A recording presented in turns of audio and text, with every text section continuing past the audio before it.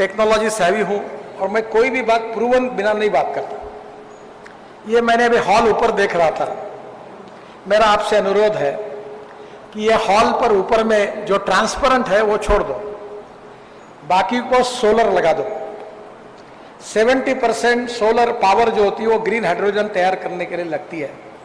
आपके कुएं में पानी है, वो भी आपके पास है, अब तो तालाब बन गए और पानी आ गया।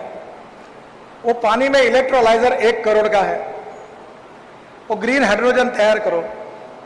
और एक जनरेटर सेट बायो इथेनॉल का वो किर्लोस्कर कंपनी ने बना लिया है, मेरे घर पे मैंने लगाया, वो लगा दो और ग्रीन हाइड्रोजन तैयार करो और रोड पर एक पंप डाल दो।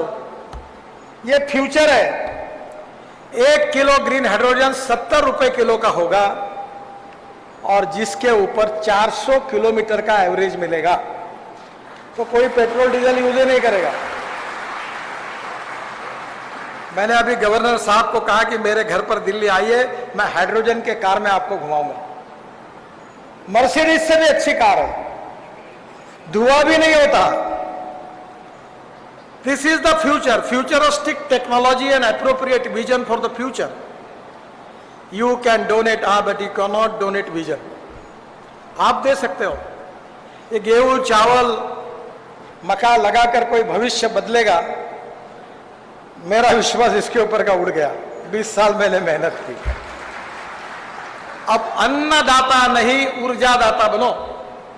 और मैं तो सर तुम्हारे सबके गाड़ियों के पेट्रोल में अकोला बुल्ढाना जिले तक हमने बनाया हुआ इथेनॉल डाला हुआ है 10%। अब मैं 20% आ रहा है और तुम्हारे गाड़ी में चल रहा है। जितनी स्कूटर चल रही, जितनी इंडियन ऑयल और भारत पेट्रोलियम के पंप है ना, हमारे किसानों का मैंने विदर्भ में तैयार किया इथेनॉल डाला है। और अभी टोयोटो कंपनी की गाड़ी आई है, वो फ्लेक्स इंजन पर है, 100% बायो इथेनॉल। और मदन साहब को मैं बताऊंगा कि रिसर्च में दम कितना है। मैंने रशिया से सुना कि एक साइंटिस्ट थे, उन्होंने इथेनॉल की कैलोरिक वैल्यू पेट्रोल के बराबर की।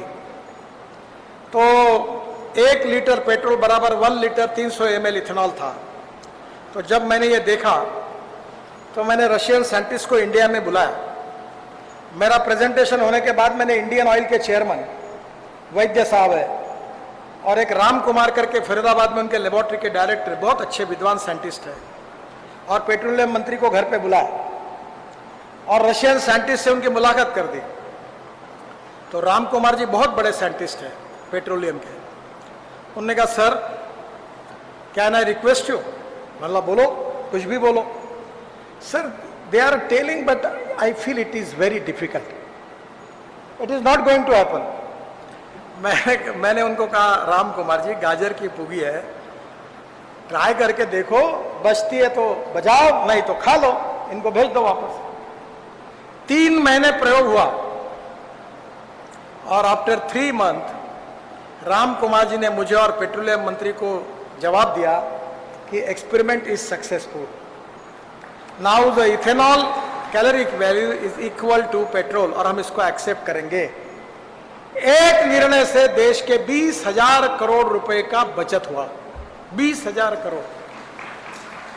और मैं आपको विश्वास के साथ कह रहा हूं, मैं जो जो कहता हूं वो सिद्ध हुआ है। 2004 से बोलते रहता हूं, पहले तो लोग मुझे पागल समझते थे, फिर धीरे धीरे मैं बोलता हूं वही बात कहते हैं, और एक एक बात प्रूव हुई। 5 साल के बाद पेट्रोल देश से समाप्त हो जाएगा।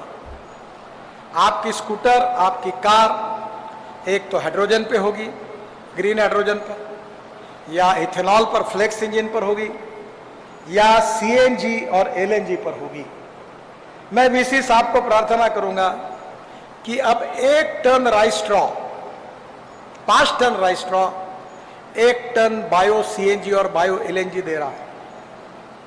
अब पंजाब में इंडियन ऑयल ने प्लान डाला हुआ है कि परली से 1 लाख लीटर इथेनॉल और 150 टन बायो बिटुमिन बना रहे हैं।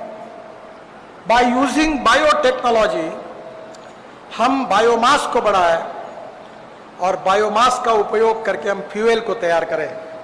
आखिर वर्ल्ड में झगड़ा किसका है? Food fuel and fertiliser.